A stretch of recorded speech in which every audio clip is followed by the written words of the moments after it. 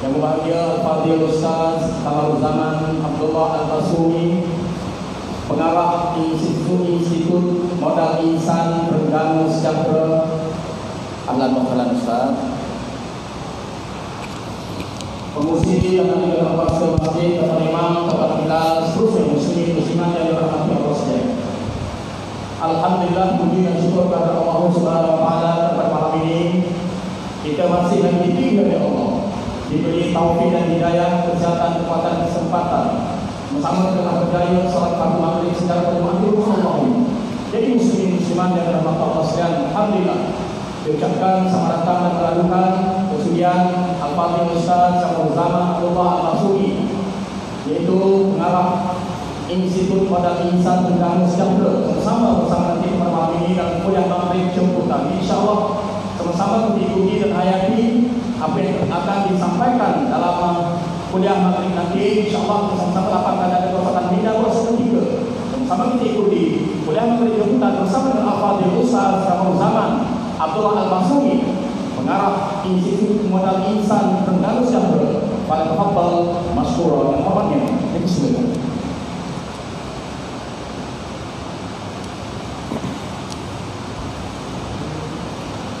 Assalamualaikum warahmatullahi wabarakatuh. Alhamdulillahilladzi faddalana bi khairi kitabin unzil wa syarrafana bi khairi nabiyyin ursil sayyidina wa imamina wa qudwatina wa muallimina Muhammad ibn Abdullah al-Arabiy al-Qurashi al-Hashimi wa ala alihi wa sahbihi والذين آمنوا به وعزروه ونصروه واتبعوا النور الذي أنزل معه أولئك هم المفلحون رضي الله من دعا بدعوته واستنى بسنته وجاهد بجهاده إلى يوم الدين. أما بعد. صاحب الفضيلة Tuan Musi, seluruh pimpinan masjid, muslimin muslimat yang dirahmati Allah sekalian.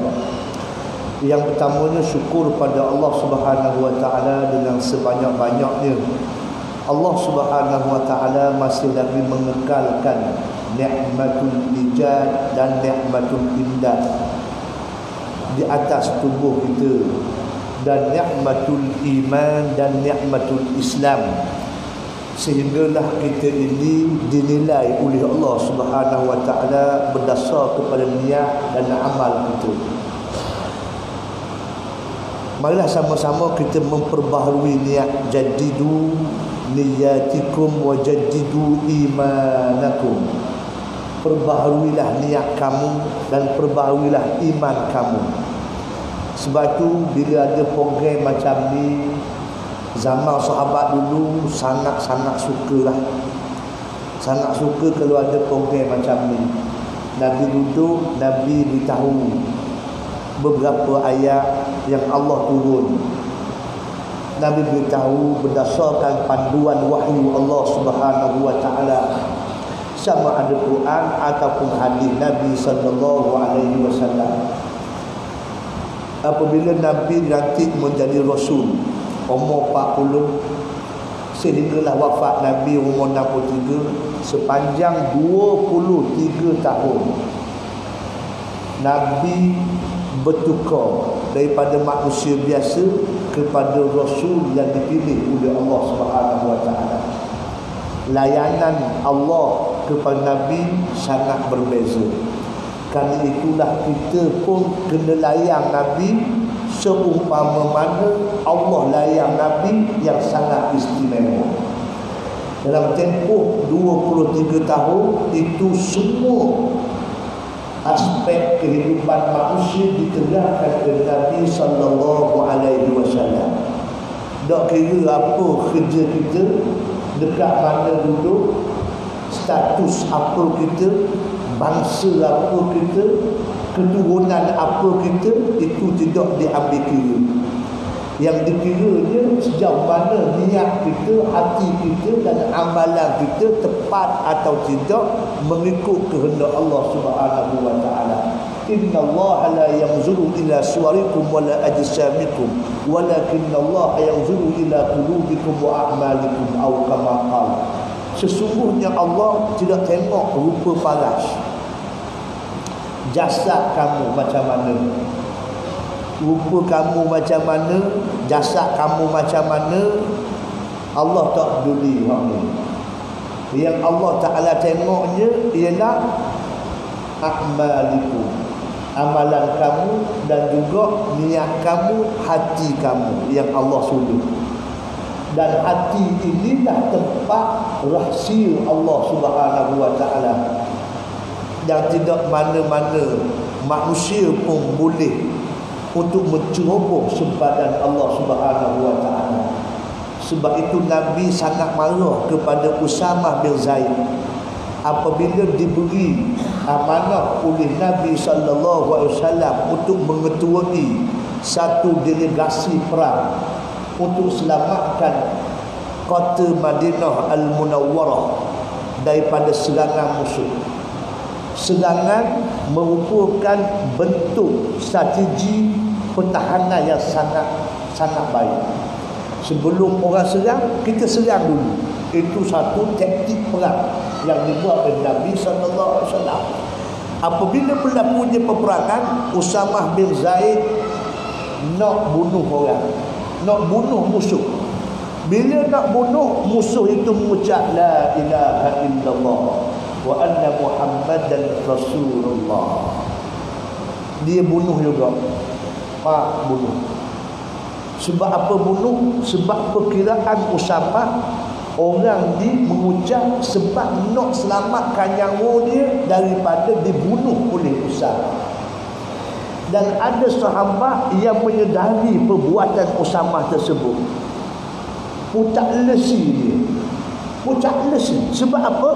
Sebab dia tahu perkara itu perkara yang sangat besar.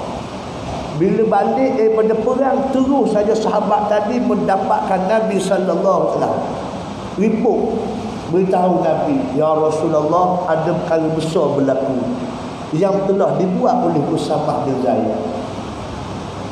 Nabi pun diberitahu sebagaimana yang berlaku.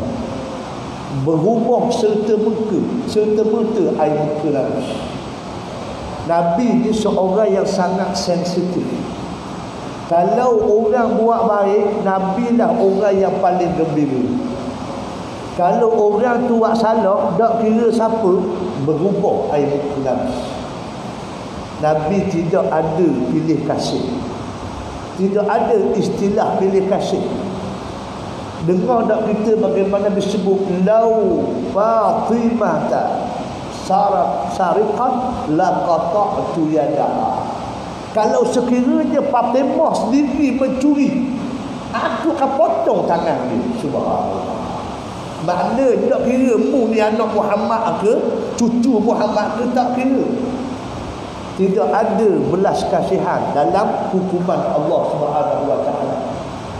Sebab itu ada sahabat nak beritahu kepada Rasulullah sallallahu alaihi wasallam supaya diringankan hukum yang telah diputuskan oleh Allah Subhanahu wa Ta'ala.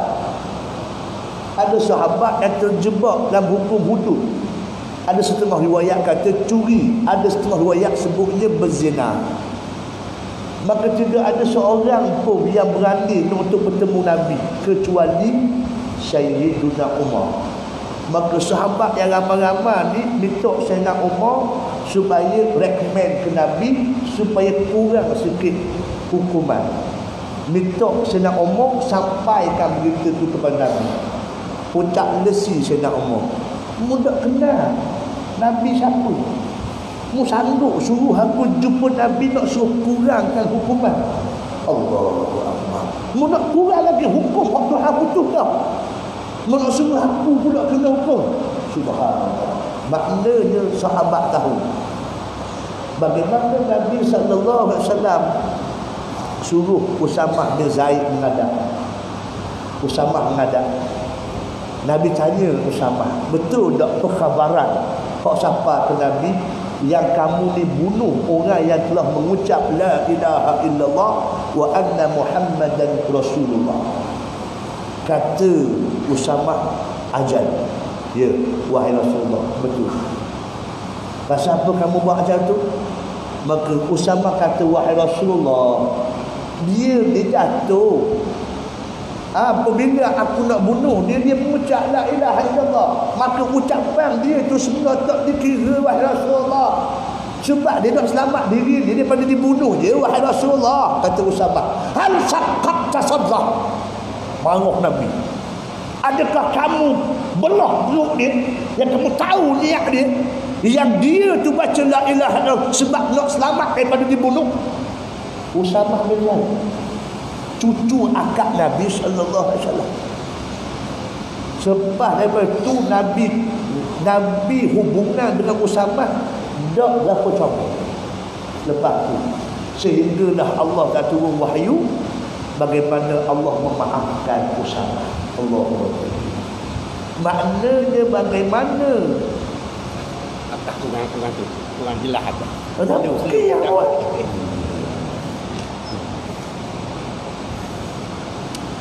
Ada semua kaca. Tuan-tuan kali kau nak buat dia comel lalu. Banyak mana dah tiga hilang Allah kau semua. Mu tidak mengajar. Boleh suka-suka tidur. Suka-suka tidur. Kau sakit kepala lah kau cakap. Tak pula nak tambah. Kita usaha. Maknanya bagaimana Nabi ini sangat sensitif. Kalau orang buat baik, Nabi ini orang yang paling suka. Kalau orang tu buat salah, Nabi lah yang paling sakit hati pada orang. Jadi tuan-tuan, dalam sepanjang 23 tahun Nabi hidup, Allah Subhanahu wa ta'ala puas hati dengan apa yang Nabi buat. Allah isytiharkan bagaimana Allah puas hati Nabi buat kerja. Allah.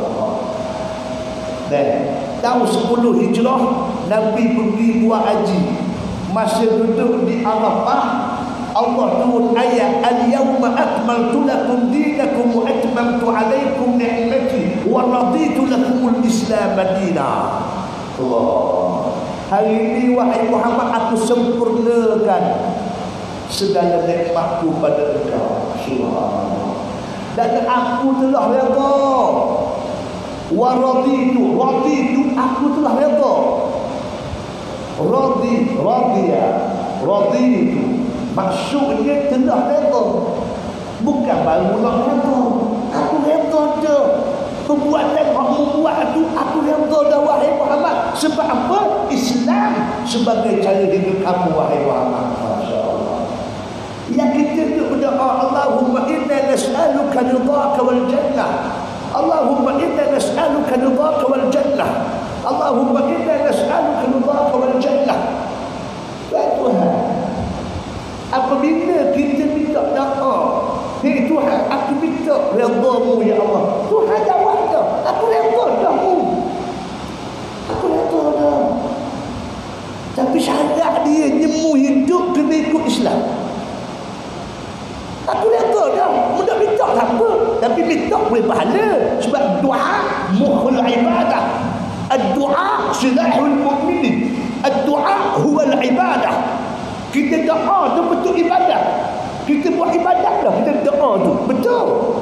Tapi kalau mudah minta pun aku terima dah, aku redha dah. Sebab apa? Sebab menjadikan Islam sebagai cara hidup kamu. Allah. Kalau macam itulah Tuhan, coba kita tengok, kita nilai daripada pagi kita hidup sampai ke tidur sebulan. Dah hidup kita sehari-harian ni betul dah ikut Islam. Itu persoalan dia. Kalau tuan-tuan boleh jawab soalan ni, susah soalan. Itu je. Letak dulu tepi. Kita duduk kampung apa? Kita orang kampung mana, daerah mana, letak tepi dulu. Kita duduk kumpulan mana, letak tepi dulu. Cuba tengok hidup kita sehari-hari ni ikut dah kehendak agama Allah SWT. Tunggu dulu. Bangun pagi kita start untuk mari sejid, untuk kita menghadap Allah Subhanahu Wa Taala. Gordon nasib ni bangun di rumah. Dulu gordon nasib. Duduk sini ya. Haji duduk sini. Berapa di rumah gordon nasib. Dan yang kata duduk sini. Betul-betul. Pengusi betul tak? Gordon nasib. Betul. Dan berapa di rumah gordon nasib. Pengusi pun tahu tak? Berat dana. Kena tahu lah. Berat lagu ni. Astagfirullah. Gaji di mana? Tak ngaku dah. Tak tahu lah. Ada 600 di rumah. Lebih. Lebih. Dia kata duduk di depu. Apa pasal ni? 500 ti. Baik, 500 ti. Kalau 500 ti rumah tu, setiap ti rumah dia harta wakil mari sejid. Maknanya setiap hari subuh, setiap hari waktu subuh, kalau waktu lain memang ada kerja sama kita ni. Subuh baru nak mulakan hidup. Baru nak mula hidup. Kerja apa lagi ya? Nampak tu? Campur harta wakil. Setiap rumah seorang mari masjid. 500 orang mari masjid ni. Subuh berapa orang mari haji? Ya. Satu sah. Dah satu sah berapa orang? Menurut dia subuh ni. Mungkin dia mari mayang balik. Mayang balik pintu ni. Oh, berat nak semua. Dan pengusi berapa orang? Satu sah ni. Ya. 25. Astagfirullah. Mana 500 ti rumah, 25 orang sahaja mari ke rumah Allah Ta'ala. Wallahi kampung Gordon Nasib ni ada masalah. Terserah marah Mumarah itu umum. Tapi aku kapur berdasar kepada ilmu. Wallahi Gordon Nasib ni ada masalah. Apabila rumah Allah Ta'ala tidak dihidup suburkan, petanda kampung tu ada masalah. Apa benda yang kita nak cari? Cari. Sampai pegang rumah Allah, kita belakangkan Allah. Inilah malapetaka besar kepada umat akhir zaman. Nabi SAW sampai di kota Madinah. Sebelum masuk Madinah, Nabi berhenti di Quba. Nabi buat masjid di Quba. Nabi buat masjid di Quba.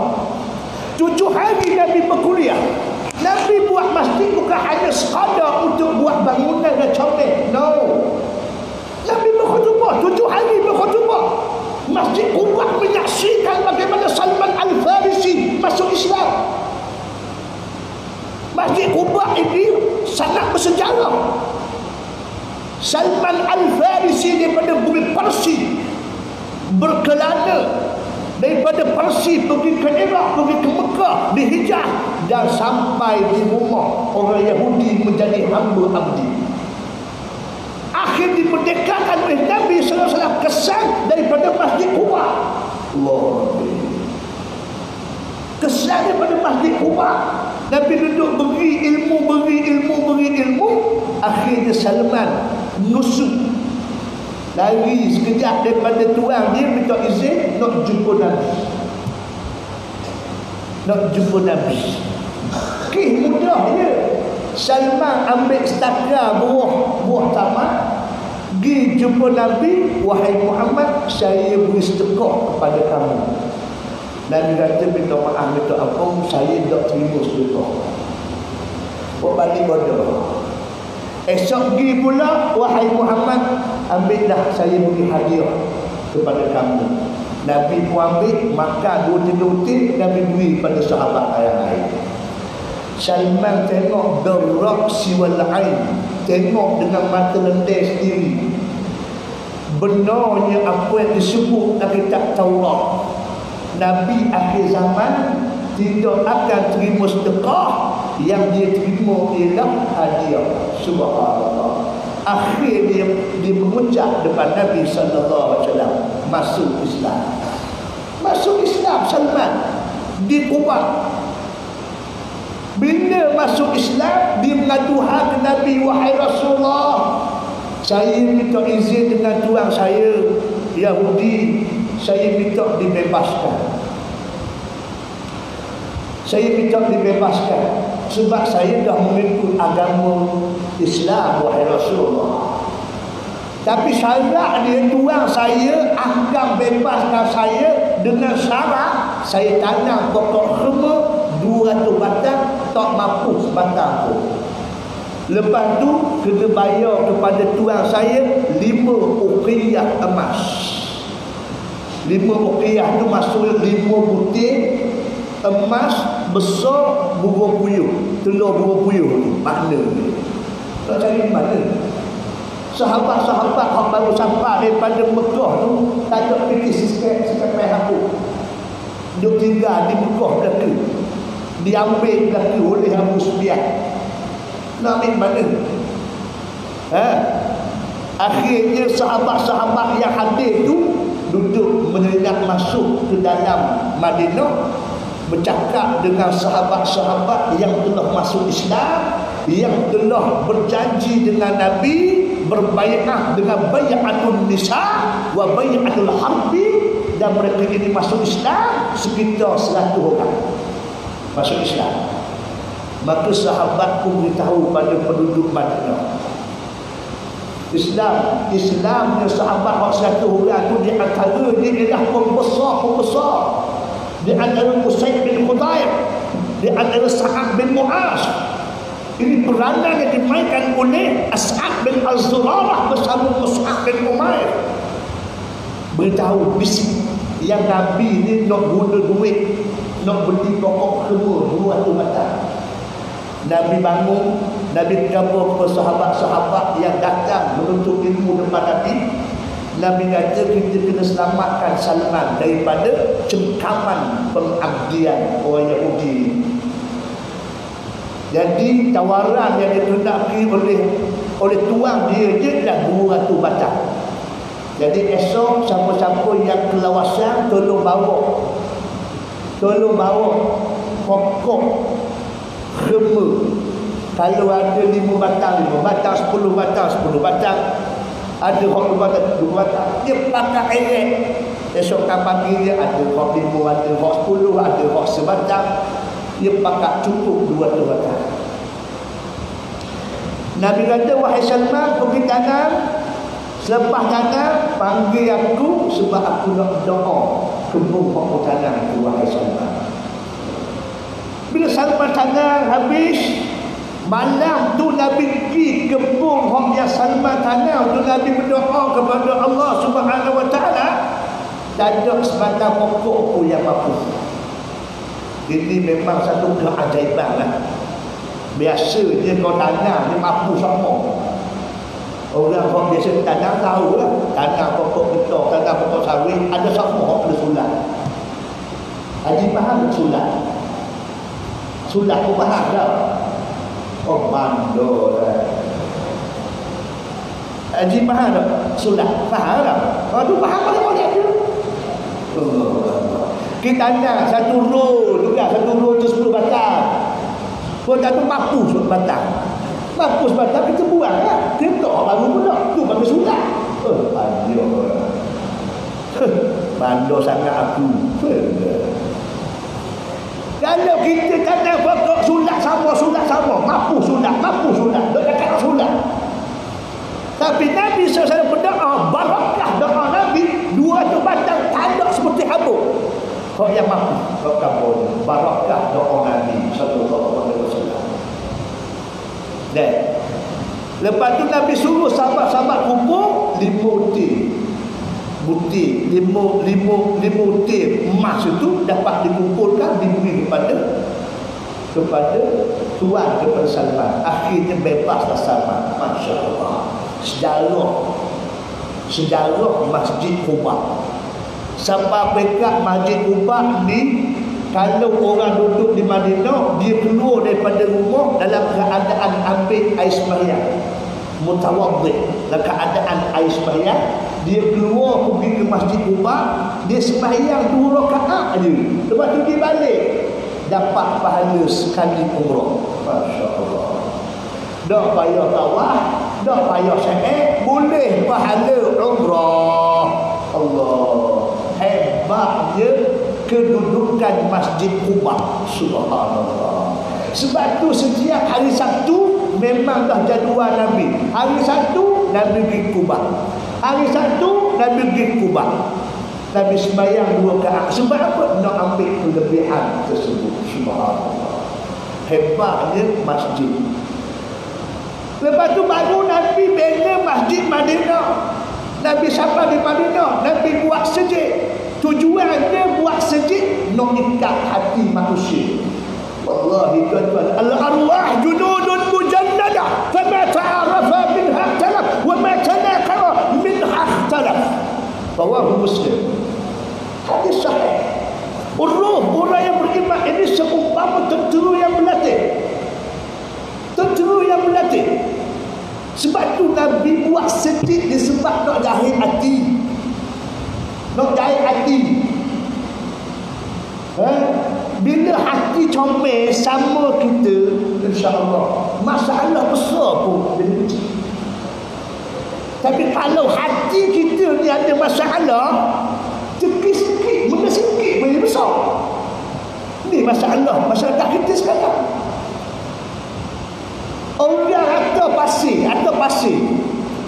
pasir salah tua, kena sikit tanah dia bukan buat apa pun di mahkamah sama. Mesti tak ada isu ni yang beranggut budak kursi mayanggut belakang budak juga ustaz lagu ni. Ada juga ustaz cakap betul. Tak betul tu ustaz. Orang betul. Tapi orang ni orang betul betul. Apa tu? Ustaz pun dah nak cakap lawak. Apa tu? Salah cuma pasir je. Dah, oleh kerana sakit hati ngaji sama lah kamu. Allah. Pakat doktor. PhD. Belajar dah habis dah. Tak ada belajarnya dah. Mana je. Tak ada pakat dah. PhD habis belajar dah. Tak ada kalau asal sikit aku masuk mahkamah kan?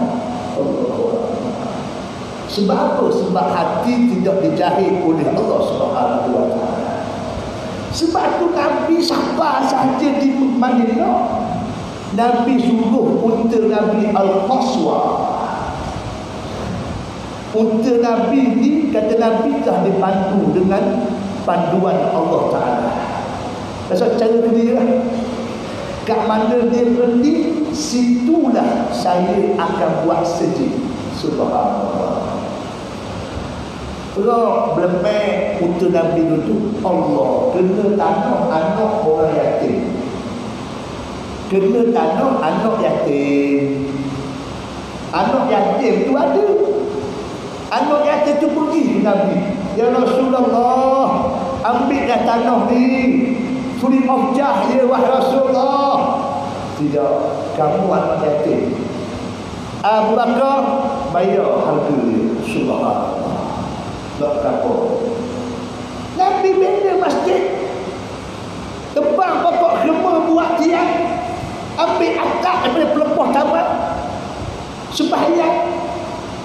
Tak 2 tahun, tak masuk 3 tahun. Keadaan macam tu.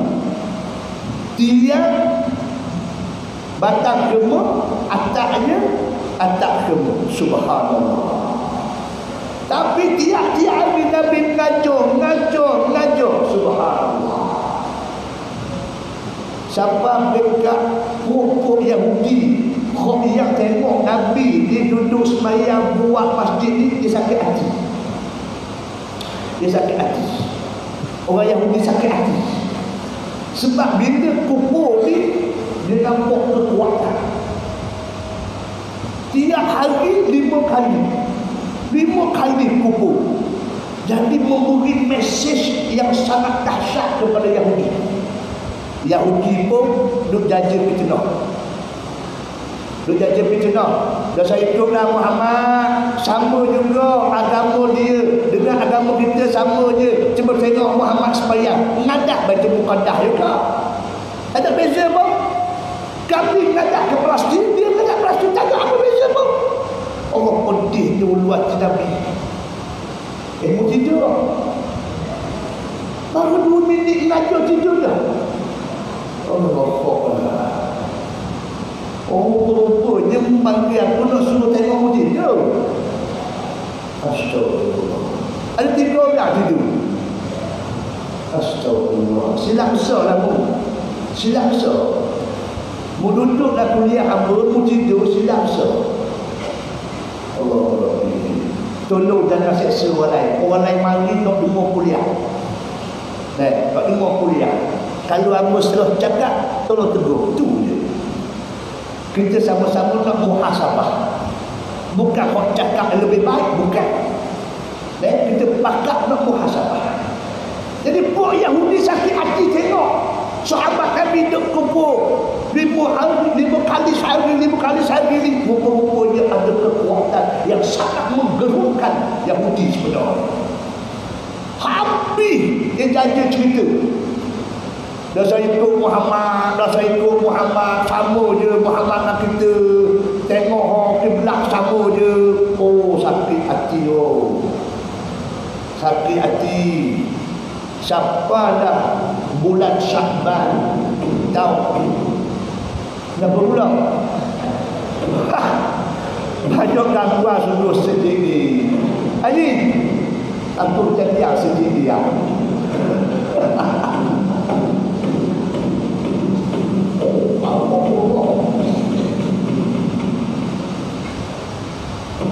Buka kat wayang.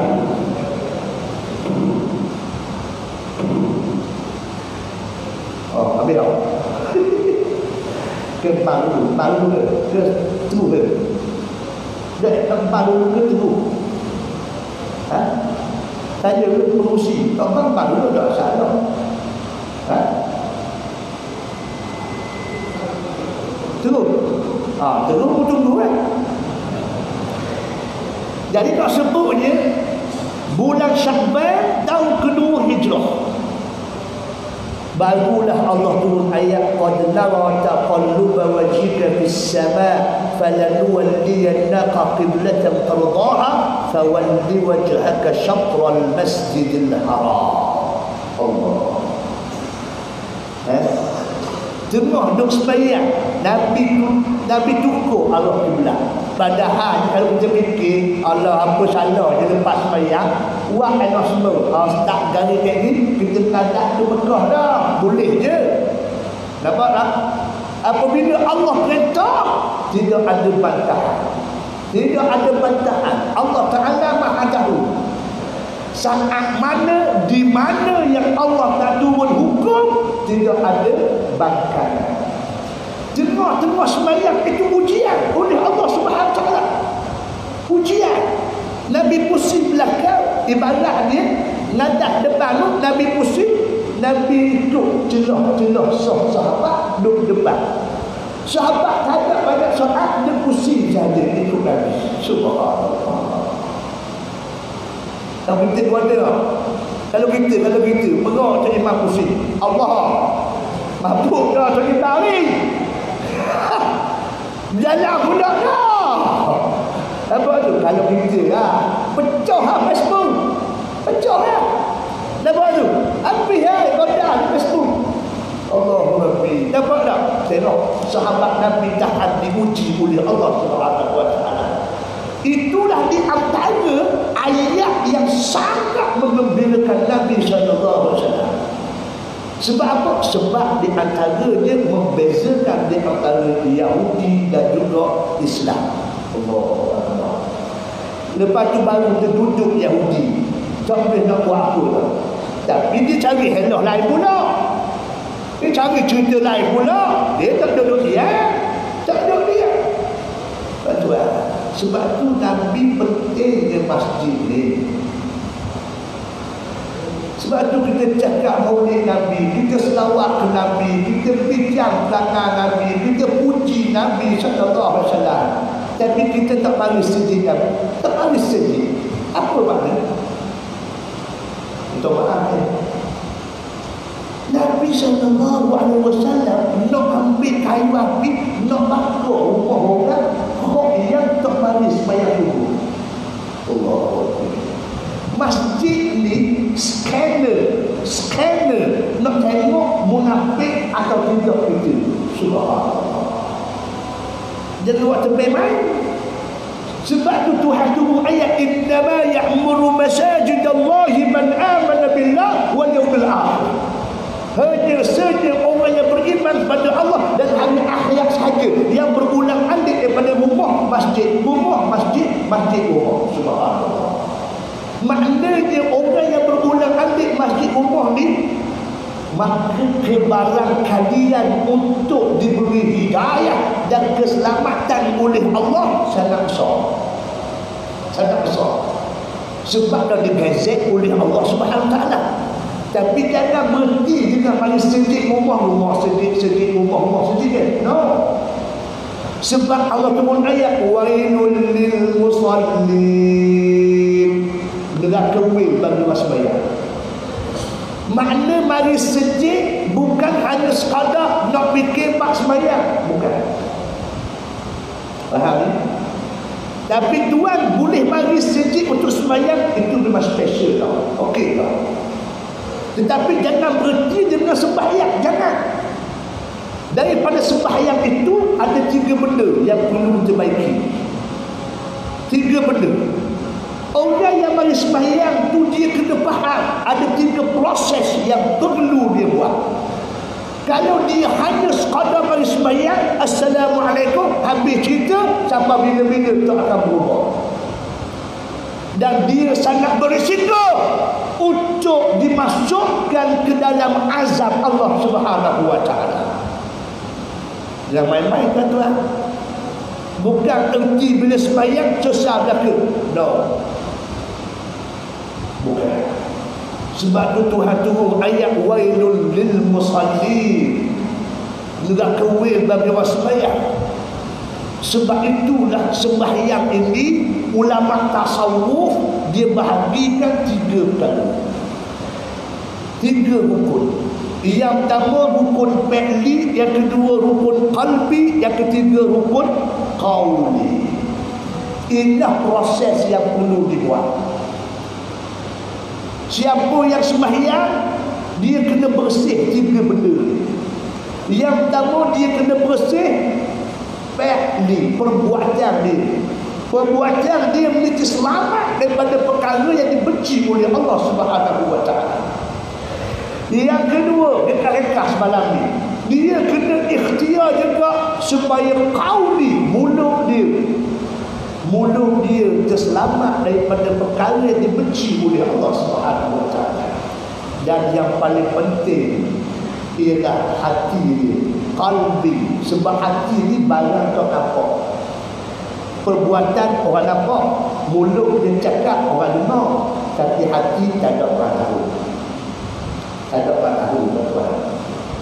Sebab tu hati ni perlu dibersihkan.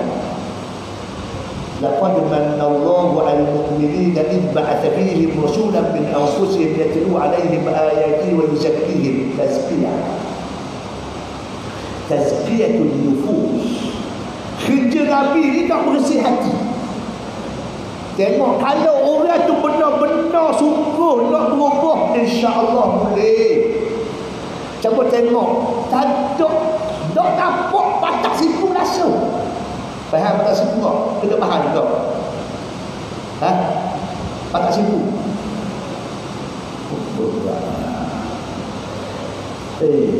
Maknanya tak ada patah sipu langsung yang dia ni boleh berubah makna dia. Cuba tengok kepada Sayyiduna Khalid Al-Walid, Sayyidina Umar Al-Khattab, Amr bin Al-As. Ini tokoh-tokoh yang paling halia. Jahat belaka. Jahat. Amru bin Al-As, tuan-tuan tahu tak semasa perang Uhud? Masa perang Uhud apabila berlakunya pusingan yang kedua. Pusingan pertama sahabat menang dah. Maka sahabat yang duduk di atas bukit itu turun daripada 50 orang tinggal 12 orang. Turun pakat nak ambil barang-barang ghanimah. Khalid Al-Walid tengok ada kosong bukit itu. Dia patah balik semula. Bila patah balik semula, dapat membunuh pemanah Nabi sallallahu alaihi wasallam. Maka ketika itu, tuan-tuan tahu tak, berkecamuk di tapukan sekali. Siapa mereka? Amru bin Al-As kata. Amru bin Al-As kata kepada puak-puak musyrikin, mana-mana orang yang nampak Muhammad kapal aku sendiri nak kerak tekak dia. Oh, sedap muncul. Kata baik mana kata Khalid bin Al-Walid pun begitu juga. Mulut dia, setiap anak panah ini jangan dibazirkan. Anak panah mesti dihalir kepada muka Muhammad sahaja. Pastikan Muhammad mati kali ini. Subhanallah. Ni jahat-jahatnya perut dia. Subhanallah. Bila keadaan gawat, riuh rendah ni, Nabi terjeruh lubang. Bersembur darah Nabi. Bersembur darah Nabi. Allahu Akbar. Patah di tapak Nabi sallallahu alaihi wasallam. Habis berkubang darah. Sahabat dengar berita yang Nabi mati dah. 9 besar pusing punggung balik. Nak khabar. Nabi masih terkial-kial. Keadaan jeruh lubang tu. Abu Dujana selamat membentengkan tubuh Nabi di panah, akhir gugur syahid. Talhah bin Ubaidillah melihat keadaan Nabi macam tu, tuan-tuan, merangkak dia menuju ke arah Nabi. Nabi tak boleh bangun, ada batu setinggi dia dah. Nabi tak boleh nak bangun, maknanya teruknya keadaan Nabi, luka tersebut. Tuan-tuan, Talhah bin Ubaidillah merangkak dan merendahkan badan dia, suruh Nabi berpaut ke badan dia. Barulah Nabi boleh mengok sekejap. Lepas tu Nabi naik atas belakang Talhah. Nabi khabar, ha ana Rasulullah. Hey, Rasulullah masih ada sini weh. Lagi apa lagi ni, Nabi tak mati lagi ni. Subhanallah. Di antara nama sahabat yang disebut oleh Nabi ahli syurga dan Talhah bin Ubaidillah. Dan Talhah bin Ubaidillah ini banyak tempat Nabi sebut yang dia ni ahli syurga. Bukan sekali. Allah. Orang lain biasanya Nabi khabar sekali je. Dan dia termasuk dalam al-mubashshiruna bi ahli jannah. Sekali tu je khabarnya. Tapi Talhah ni acak kali Nabi sebut daripada ahli syurga. Di antaranya Nabi khabar ketika perang Uhud. Masya Allah. Nabi kata Talhah daripada ahli syurga. Subhanallah. Dalam keadaan darah Nabi masih lagi tak berhenti tu, Ubay bin Khalaf ni manusia penjahat dalam dunia. Wallahi tidak ada seorang pun yang disentuh dengan tangan Nabi. Tak ada. Nabi perang 27 sini peperangan, tidak ada seorang pun yang Nabi katak. Tak ada seorang pun yang Nabi bunuh. Tak ada. 27 sini peperangan. Tapi apa benda yang malangnya Ubay bin Khalaf ini, dia berani menunggu ke arah Nabi nak jadi hero. Amru bin Al-As kata, siapa tengok muka Nabi, kamu aku, biar aku bunuh Nabi. Masing-masing nak cari. Sebab apa? Sebab nak balas dendam dengan kematian Abu Jahal semasa perang Badar. Masa perang Badar. Dan memang dia orang datang perang Uhud ni memang tak bericap. Memang tujuan dia nak bunuh Nabi. Itu je. Bukan nak kalau menang sahaja, nak bunuh Nabi. sebab nak balas dendam dengan kematian Abu Jahal. Tuan-tuan, Ubay bin Khalaf dia menunggu sebab dia tengok Nabi yang keadaan berkubang darah dan darah tu masih mengalir. Dia nak jadi hero, orang lain yang tak beri, dia sendiri nak bunuh Nabi SAW. Dia menunggu nak bunuh Nabi. Masa tu terpaksa Nabi pertahankan diri Nabi. Nabi capar tombok Talhah. Akhirnya Nabi tusuk dada Ubay bin Khalaf. Akhirnya mati Ubay. Itu satu-satunya manusia yang dibunuh oleh Nabi SAW. Tak ada orang lain yang Nabi bunuh atas dunia. Tak ada. 27 kali perang pun tak ada orang Nabi bunuh. Tak ada. Sebab Nabi datang ke dunia ini bawa rahmat, bawa hidayah. Wa ma arsalnaka illa rahmatan lil alamin. Bawa hidayah Allah Subhanahu wa taala. Bukan kerja Nabi untuk bunuh orang. Bukan kerja Nabi untuk bunuh orang, tapi Nabi bawa hidayah daripada Allah. Tapi malangnya Ubay bin Khalaf, dia dah manusia tunggal yang dibunuh oleh Nabi SAW, yang menyebabkan Nabi mencemarkan tangan dia dengan darah, bunuh orang. Subhanallah.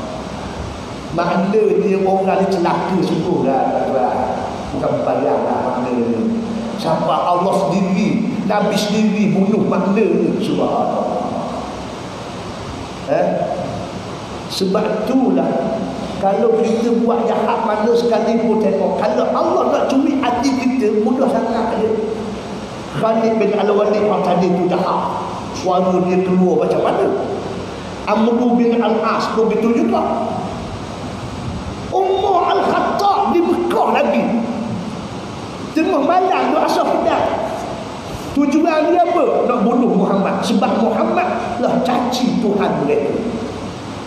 Bangun tidur tak ada khidmat lain, tak minum, tak makan secanai. Pergi campur pedang, nak kerak tekuk Nabi SAW. Allahu Rabbi. Nampak tak? Secara asas, secara fizikal, secara zahir, siapa nak kalah masuk Islam? Haji, ni faham tak aku cakap? Siapa nak umur tu masuk Islam pada pandangan mata kasar kita? Siapa tak? Dok sabar cuma tanya je. Tak dok sabar kena tanya lah. Patu pun nak gambar je kok susah. Tak dok sabar dia cakap apa? Gitu. Oh faham tak? Ni dok sabar. Kalau kena muaji. Perlu sebalik kan? Relax Allah.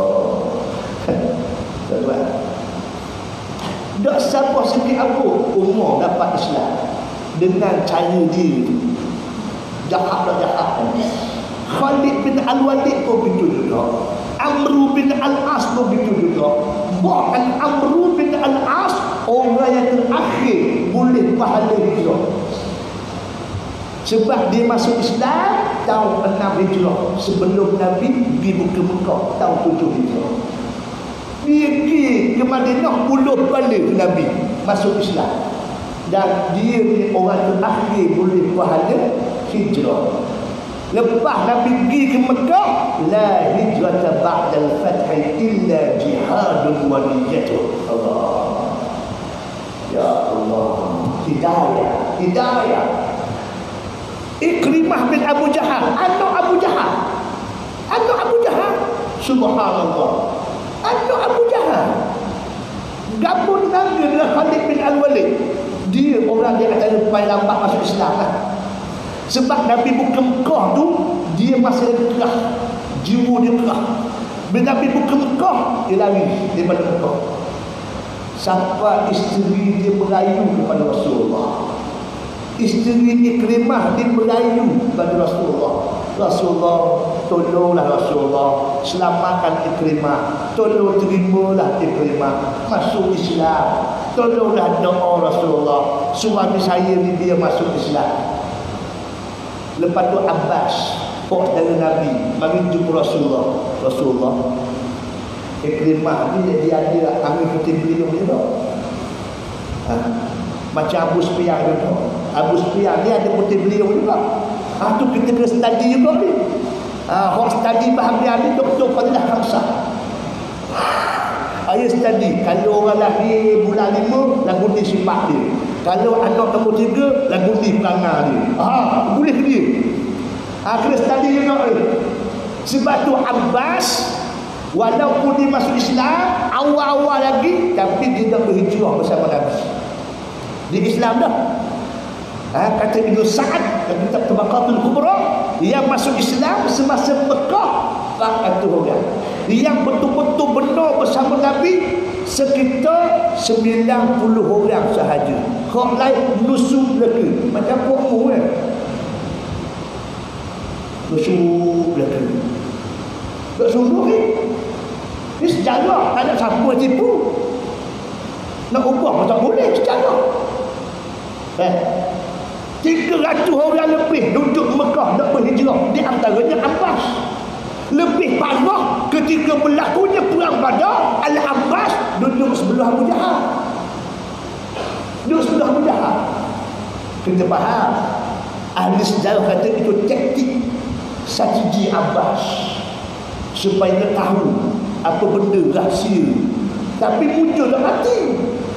Muncul perang Badar tu dia tak mati. Kalau mati berat tanah lah.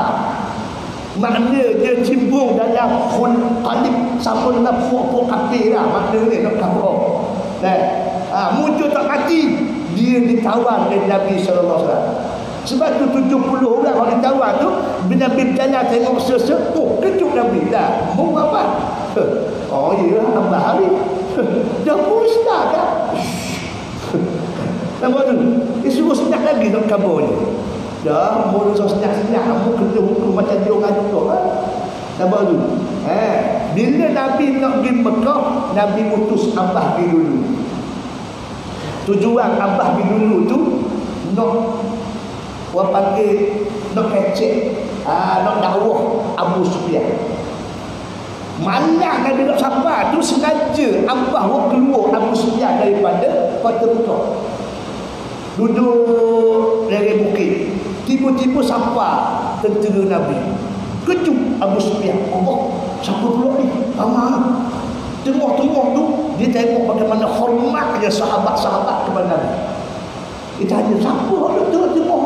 Mengamal siapa yang tengok? Dah, tu aku nak kenal Muhammad. Ya, dah aku ni. Oh, ya lah. Oh, hebat benar dia. Kata Abu Sufyan. Dah boleh tak aku nak jumpa dia? Boleh. Roh ajak jumpa Nabi. Bila jumpa Nabi kan, bincang-bincang, molek-molek ada masuk Islam. Tengok malam tu masuk Islam. Tengok hebat tak hebat kerja Al-Abbas. Ni kerja underground. Nampak tu? Ni kerja underground menyebabkan Abu Sufyan masuk. Jadi kata Abbas, Rasulullah, Abu Sufyan ni ada angin putih beliau. Esok pagi Rasulullah cakaplah apa cerita pun, dia nampak Abu Sufyan ni rasa mangkuk betul. Baru hebat. Abu Sufyan kata, akhirnya Nabi ni seorang yang bijak. Orang yang bijak Nabi ni. Bila masuk Mekah pagi esok, Nabi kata, man dakhala baita Abi Sufyan fa huwa amin, wa man dakhala Masjidil Haram fa huwa amin. Siapa-siapa yang masuk rumah Abu Sufyan, dia selamat. Siapa-siapa yang masuk Masjid Haram, dia selamat. Selain daripada tu kena perang, kata Nabi. Setok habis orang Mekah. Nabi dia masa pula boh kita main dengan Muhammad ni ala padang lah. Gitulah padang lah. Akhir sekali isteri dia hidup, dia jumpa Abu Sufyan. Bang, betul ke tak ni Muhammad cakap dah betul tu? Apa tu? Yang apa? Betul ke tak aku tanya? Betul kan? Bila masa pula, mak tadi. Batu pun tak ada pun. Dia batu Muhammad buat benda kamu. Tak ada benda pun, boleh ada. Oh, dia tak dia juga. Dan kalau begitu, aku pun nak dia juga ikut Muhammad. Nak jumpa dia boleh tak? Boleh sangat. Masya Allah. Kata hidup gitu. Dia aku ni cakap dia ngaku tapi kamu amat tak terima pula. Tak ada masalah. Oh, hidup ni waktu dia pula panggil muslimat dia, wanita dia panggil timpung pergi jumpa Nabi. Bila jumpa Nabi, molek-molek adil Nabi terima. Tapi disebut Nabi tak adil tu, Nabi paling terasa juga. Sebab hidup ni bertanggungjawab di antara planner utama membunuh Hamzah, pok saudara Nabi SAW, yang dibuat oleh Wahsy. Walaupun sakit hati gua tapi hidayah jatuh dah. Oh, tuan-tuan. Nampak tak tuan-tuan? Kenapa tadi? Kalau kena haji mana orang? Sorry ya. Tu lah. Bomoh duduk macam habu. Tu. Mu bunuh pok darah aku. Kira ye dulu. Lepas tu baru kira ke mana? Tengok Nabi jauh. Sakit hati Nabi guana pun dah tuan-tuan. Nabi kata dah nak mana hidayah jatuh dah. Oh, nampak? Hidayah jatuh lah hati. Tak apa. Tak tahan. Nak buat tak boleh. Itu hak Allah Ta'ala. Sejarah dengan Abu Talib tu, innaka la tahdi man ahbabta walakin Allah yahdi man yasha. Nu sejarah tu ada dah. Abu Talib lagi banyak sumbangan ke Nabi SAW sebab dia pegang bitaqah himayah. Ada kad ni, kalau siapa-siapa pegang dia bertunjuk je, orang ni aku jamin. Terus ganggu lah. Oh, tu bisa tu. Bisa. Abu Talib ada kad tu. Di antara orang yang dijalin oleh Abu Talib Nabi SAW. Sebab itulah bila Abu Talib nak mati, Nabi sedih sangat. Sebab pembesar Quraisy duduk atas pada dia. Subhanallah. Dan Nabi menangis sebab Abu Talib dok menyuarakan kalimah la ilaha illallah. Sampai Tuhan dulu ayat innaka la tahdi man ahbabta walakin Allah yahdi man yasha. Baru Nabi besar air mata dan baru Nabi rasa tenang. Wah, hidayah daripada urusan Allah Ta'ala. Macam tu juga hidup jahat mana dia pun hak dulu.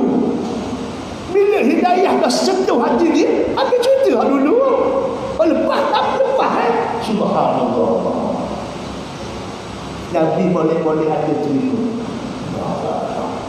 Sebab itulah tempoh 19 hari Nabi duduk di Madinah. Selepas buka Mekah 19 hari Nabi dapat 2,000 orang masuk Islam. Allah, 2,000 orang masuk Islam dalam masa 19 hari. Dulu Nabi duduk Mekah 13 tahun dapat 400 orang. Cuba tuan bayar. Allah, dapat tak? Hak yang masuk Islam tu orang tu lah hak lawan Nabi dulu, bukan orang lain. Orang yang sama je, cuma ubah akidah je. Allah, oleh ada. Dan Nabi suruh, wahai Abu Sufyan, kamu pimpin Mekah ni, aku balik ke Madinah. Subhanallah, aku jadi dia Muhammad tu. Kalau kita lah betul ni, betul lah. Memang betul dah pasal perut dah hatar. Perut benda Nabi sampai apa tu? Ikut saja wahyu Allah. Allah suruh buat apa? Buat dia. Tak ada pada dah. Sebab tu Nabi naik.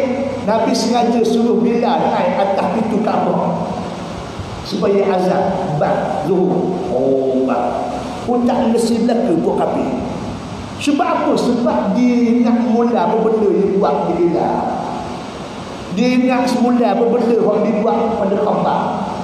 Oh, tuan-tuan, tak masuk akal. Puak-puak dia, kalau dia buat, lek-lek dia buat macam binatang. Dahsyat, tuan-tuan. Dia buat bila macam kuih akak. Tuan ni, kuih akak didepu atas pada pasir dalam panah bawah, tok batu pula panah. Tu matahari panah, bawah panah, atas panah. Dah kuih lah. Oh, dahsyat. Tiba-tiba orang ni duduk atas pintu Kaabah, duduk bang. Ya Rasulullah, ya Rasulullah. Pun tak lesi dia. Nabi perasan. Di pasar tengok muka tak puas hati. Dari pasar aku Nabi berkata, ya ma'syara Quraisy, la taslimu alaikum al-yawm fa antum tulaqa. Bila Nabi kata begitu, senyum reboh lalu. Oh, senyum reboh lalu. Ha, lalu rasa. Kalau dia buat badan apa kerah kamu di badan dia. Kata Nabi, la taslimu alaikum al-yawm, tidak ada perasaan balas dendam untuk kalian. Fa antum tulaqa, hari ini kamu bebas. Allah. Asal terima Islam sudah habis cerita.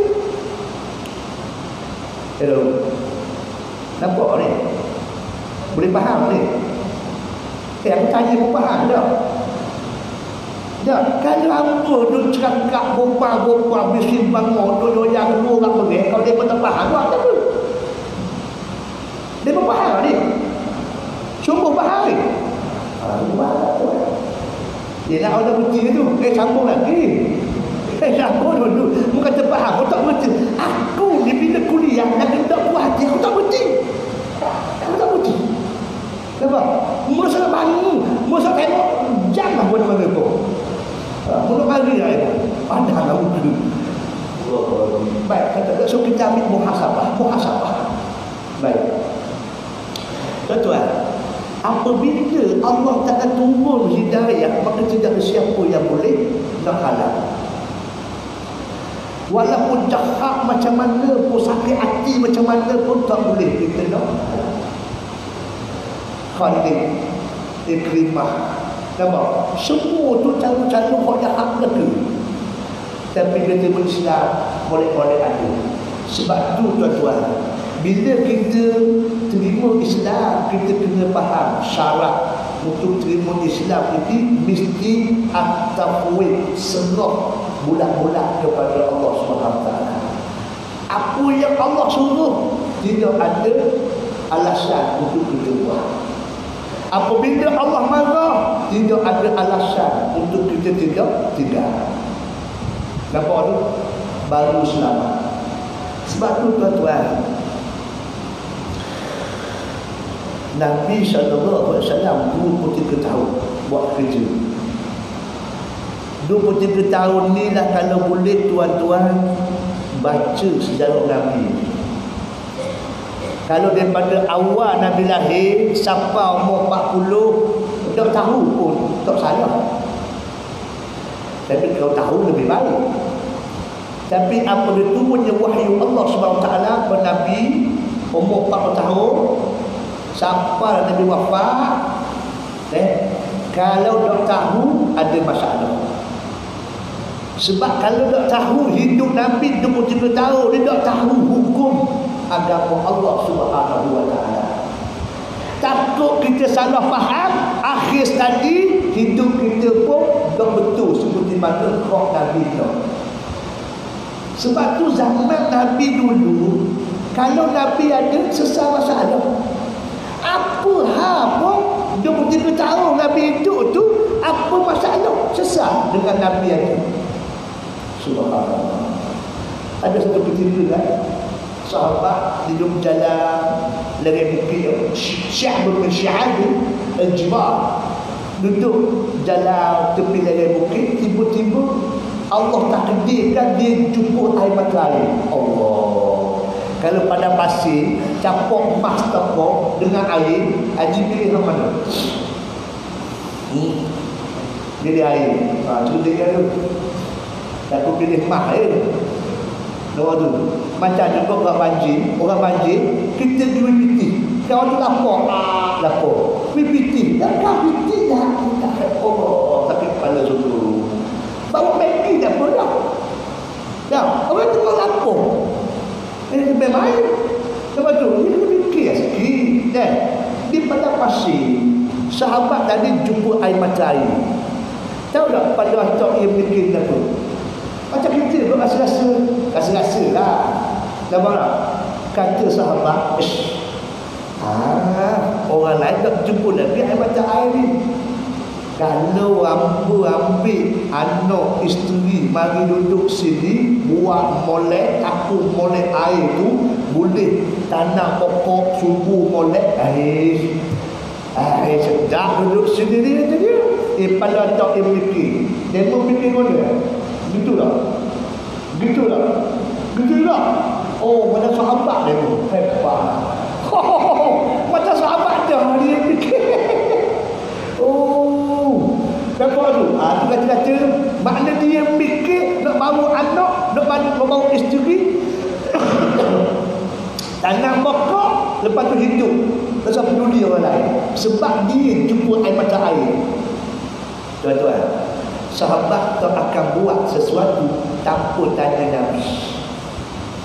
Ya ayyuhallazina amanu la tuqaddimu baina yadayillahi wa rasulih. Wahai orang beriman, mu jangan dahulukan Allah dan Rasul. Apa-apa hal, mu tanya Allah dulu, mu tanya Rasul dulu. Apa cerita? Allah. Sahabat ditanya Nabi, Rasulullah, tak lewat bisnis anak ni.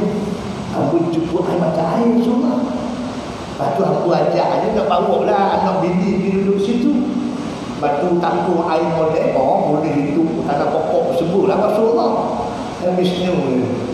Awak Allah, dalam mula keadaan duduk sama dengan orang lain, keadaan susah sama susah ini lebih baik daripada kamu duduk seorang, duduk keadaan ada hasil dan sebagainya. Senyap sahabat, terkedu kejap. Biar Rasulullah payah lah. Asal ikut apa kata Rasulullah. Tengok sahabat Nabi. Sahabat Nabi. Tengok apa yang Nabi kabar kepada Sayyidina Abu Bakar dan Ali tahun 9 Hijrah. Ali, Abu Bakar pergi Mekah. Kan Nabi 7 Hijrah kan buka Mekah. Dari balik. Bila balik tu tak pergi dah Mekah. Lepas tu, jadi bila Nabi nak pergi Mekah nak buat haji tu, setahun sebelum tu Nabi atur kepada Abu Bakar dan juga Ali. Abu Bakar, Ali mungkin kabar Mekah tahun ni tahun terakhir untuk orang kafir duduk Mekah. Muka bombolek, mu duduk depan Kaabah tu seorang, betul seorang lagi mu pergi kat Mina. Sebab Mina ni ada pasar besar, pasar borong besar. Ramai orang duduk situ. Mu pakaklah. Seorang duduk depan Kaabah, seorang duduk di pasar Mina tu, mu kabar. Tahun ni tahun terakhir untuk orang kafir duduk Mekah. Tahun depan 10 Hijrah diharamkan sama sekali orang musyrik, orang non Islam duduk Mekah ni. Tak tahu tak? Orang dok percaya ataupun dok puas hati adalah sahabat Nabi duduk Mekah. Abu Bakar, Ali, dia kalau kita ambil orang kafir daripada Mekah ni, dia maju lah kita. Mu tahu tak, kok yang duduk jual sekeliling Kaabah ni, kok kafir dah ke? Saya kafir dah ke? Saya musyrik dah ke? Lepas tu kafir daripada Yaman, lepas tu daripada Syam. Kabilah Bani Halif, kabilah Bani Halifah daripada Sumamah bin Affan.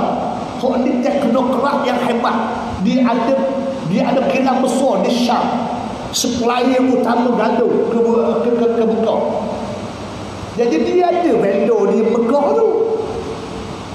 Jadi harga gandum ni murah sebab dia. Siapa cakap begitu? Sahabat Nabi tu. Sahabat Nabi kau marah kepada Abu Bakar. Kalau abang dia maju Mekah. Mu tengok semua kedai-kedai semua maju. Kalau dia bawa dia kafir tau.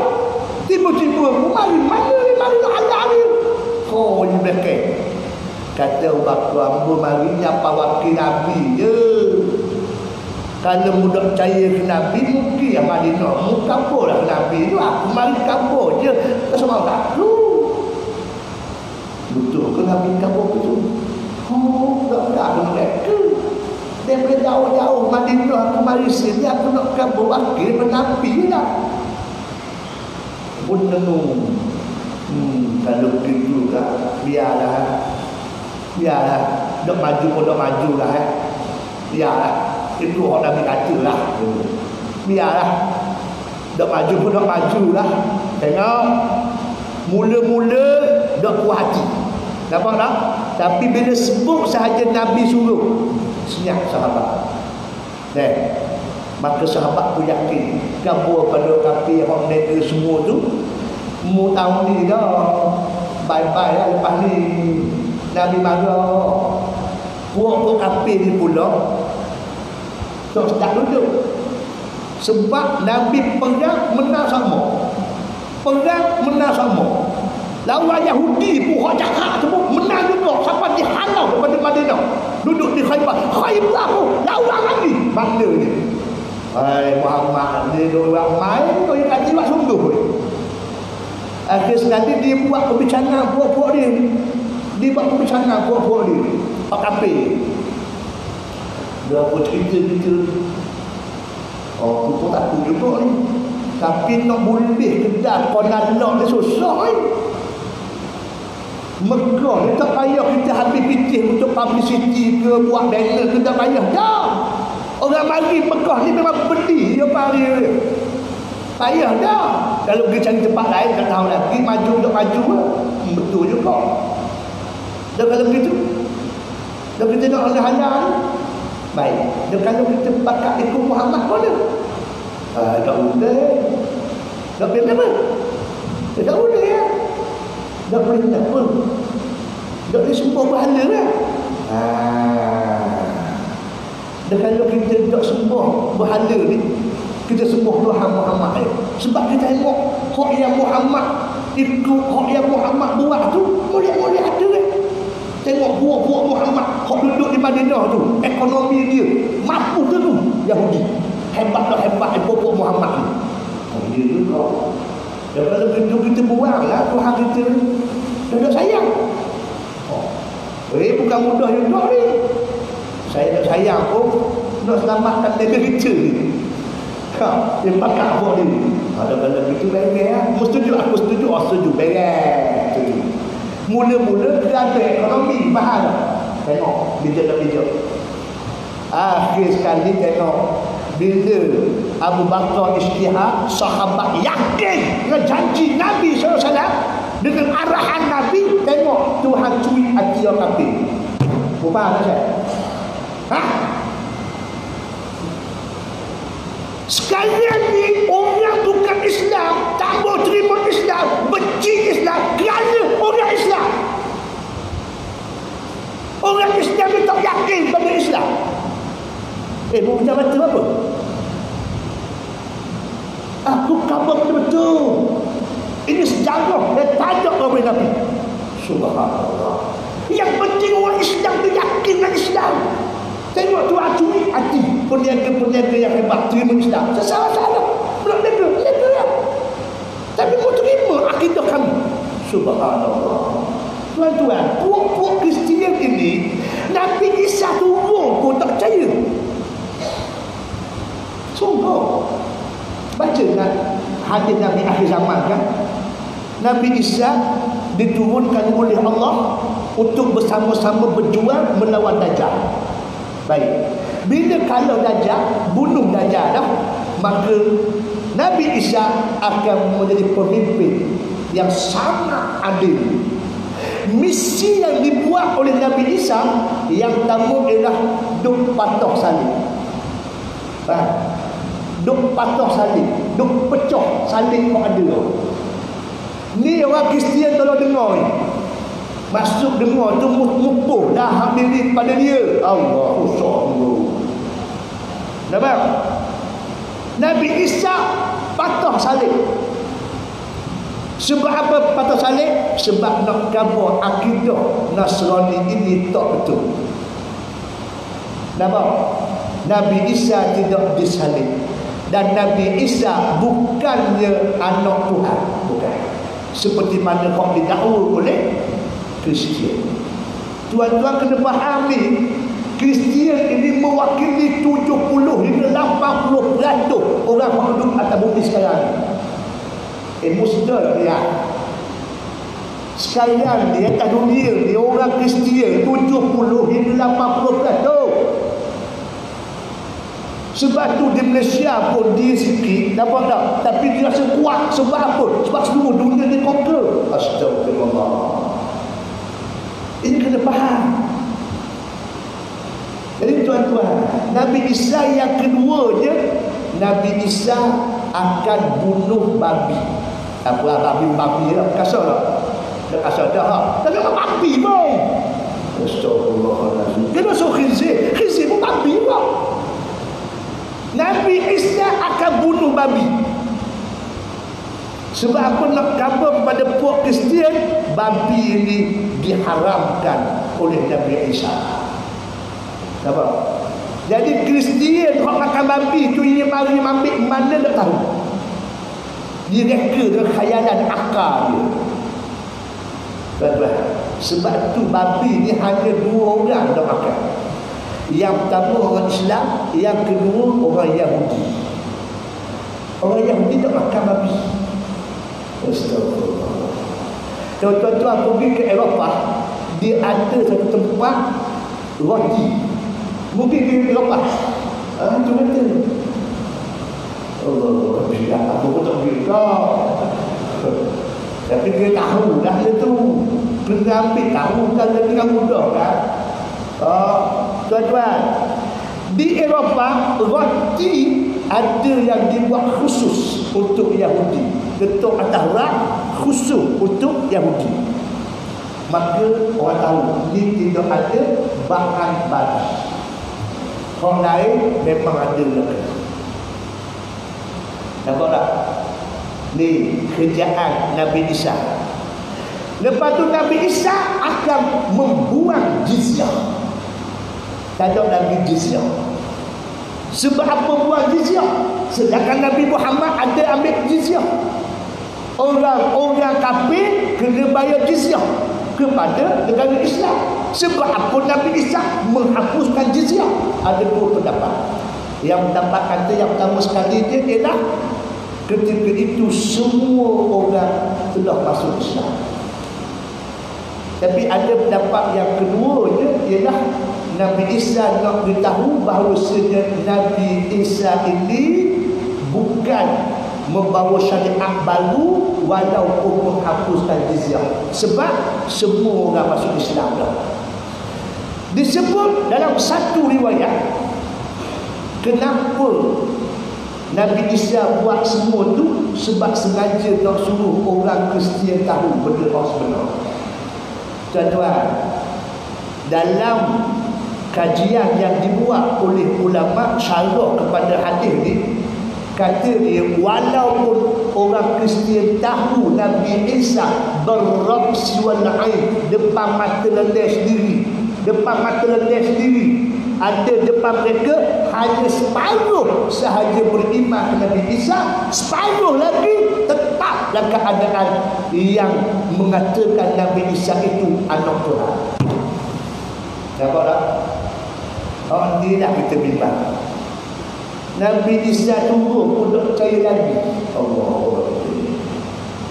Oh, ni kita bimbang takut-takut tuan-tuan. Kita bimbang. Kita ni dipuji oleh Nabi. Sebab Nabi rindu nak jumpa kita. Sebab kita tak pernah tengok Nabi. Sahabat dia tengok Nabi, dia tengok wahyu turun, dan dia suka sangat duduk depan Nabi. Sebab apa? Sebab Nabi cakap wahyu turun boleh tunjuk siapa ahli surga. Dan mereka takut apabila Nabi khabar mereka ini senarai munafik dan senarai ahli neraka. Allah. Sebab Nabi masih lagi diturun wahyu oleh Allah. Sebab tu bila Nabi wafat, Abu Bakar menangis. Sahabat tanya pada Abu Bakar, "Mada yabki ya Abu Bakar?" Sebab apa menangis wahai Abu Bakar? Muhammad ini bukan malaikat, manusia biasa. Sampai masa matilah dia. Subhanallah. Abu Bakar kata, "Mu tahu tak aku menangis bukan sebab Nabi wafat. Aku menangis disebab saat ini bermulalah putusnya hubungan langit dan bumi." Lepas ni kalau kita buat apa pun tak ada dah wahyu turun tu dah. Tak ada dah. Dulu kalau kita buat salah, Allah turun wahyu tegur. Kita boleh betul.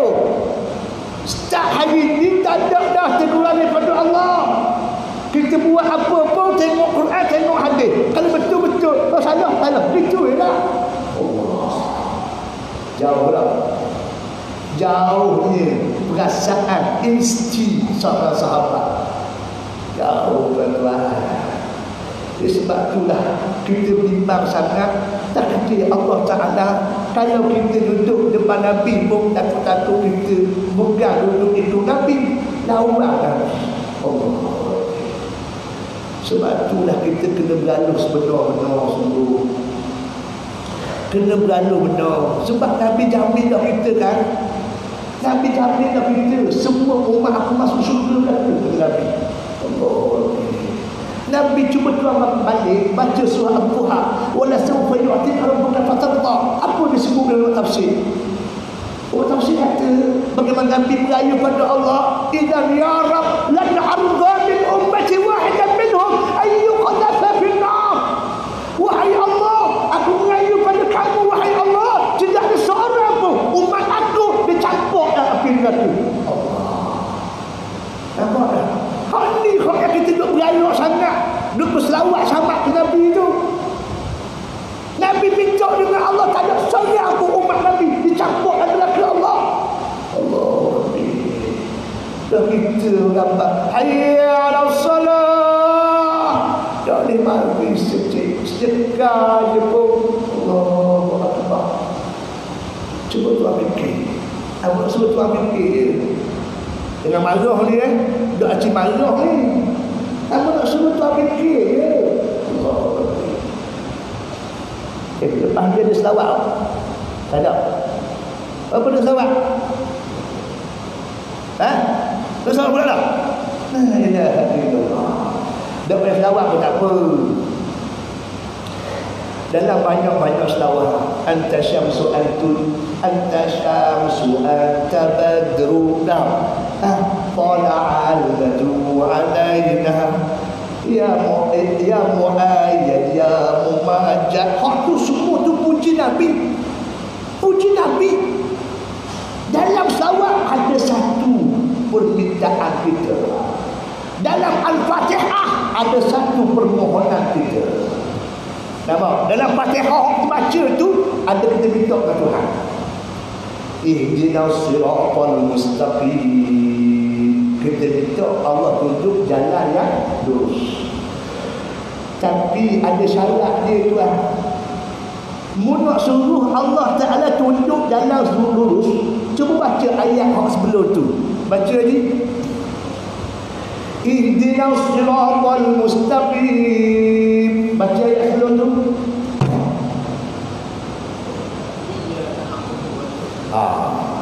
Iyyaka na'budu wa iyyaka nasta'in. Maqam ubudiyah. Maqam ubudiyah. Na'bud, kepada engkau kami sembah, kepada engkau kami minta tolong. Maknanya kita kena buat ibadat, kena taat dulu, lepas tu baru kita. Ni tak buat ibadat kita ada. Oh berat tanah kita. Dapat tak? Itu kita bahas ke dia nak tu. Tapi nak sebutlah selawat, banyak-banyak selawat kita tu kan. Semua puji Nabi. Ada satu lafaz orang kata kita. Baca ni.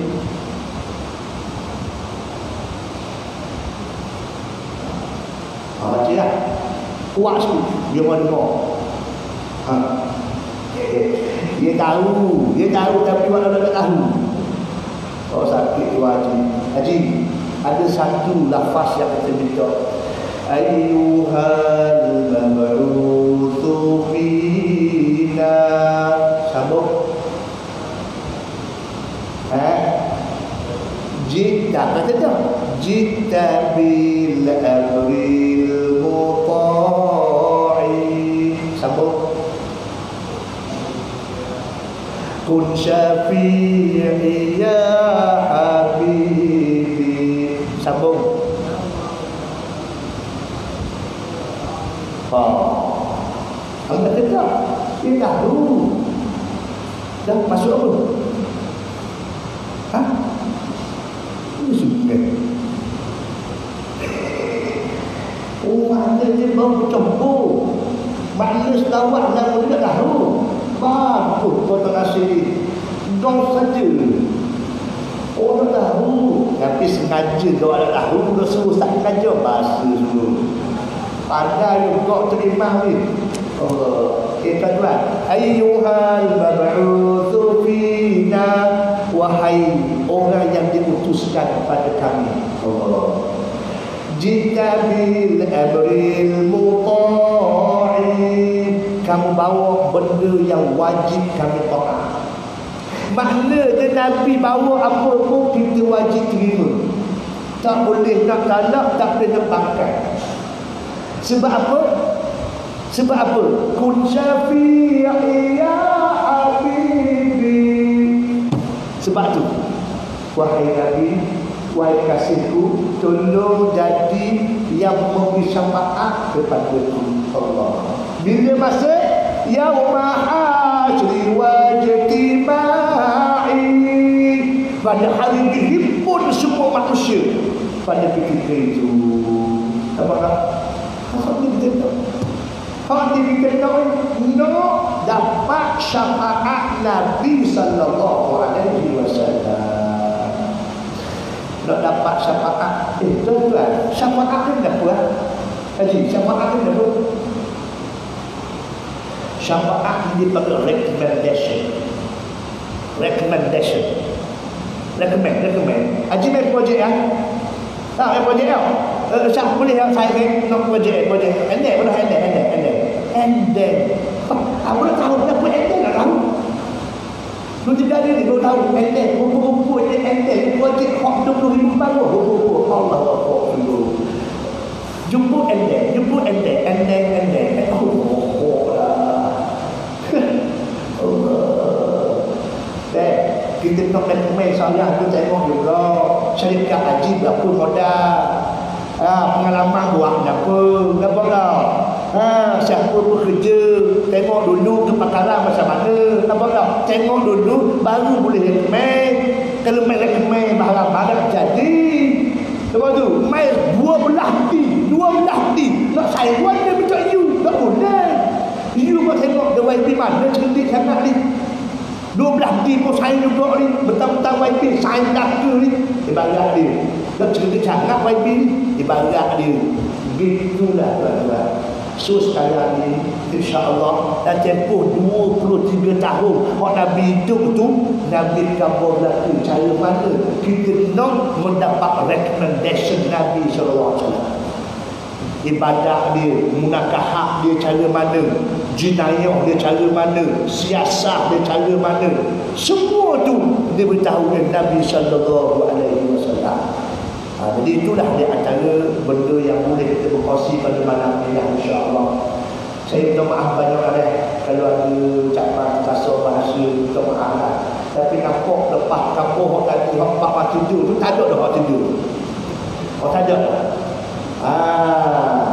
Dak guna dah ambu pucuk basuh mari tiba-tiba dia bertidur. Sia-sia. Betul tak ni? Haji kau nak tidur tu. Lepas tak ada dah tidur. Alhamdulillah, mudah-mudahan pahala insya-Allah, mudah-mudahan. Jadi minta maaf banyak kalau ada ucapan terkasar ke apa ke, minta maaf. Tidak ada lain bukan untuk berkongsi saja insya-Allah. Kalau ada manfaat terimalah dia seadanya, kalau tak ada pun tinggalkanlah dia.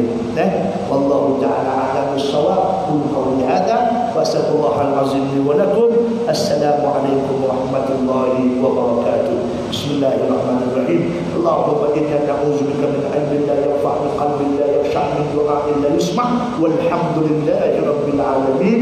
Assalamualaikum warahmatullahi.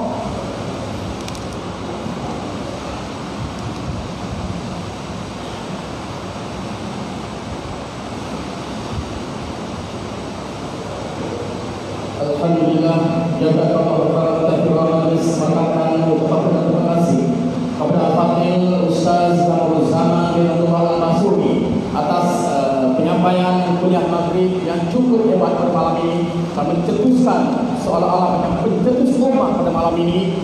InsyaAllah mudah-mudahan kita dapat melaksanakan apa yang telah disampaikan dan kita amalkan. Jadi kita sampaikan kepada saudara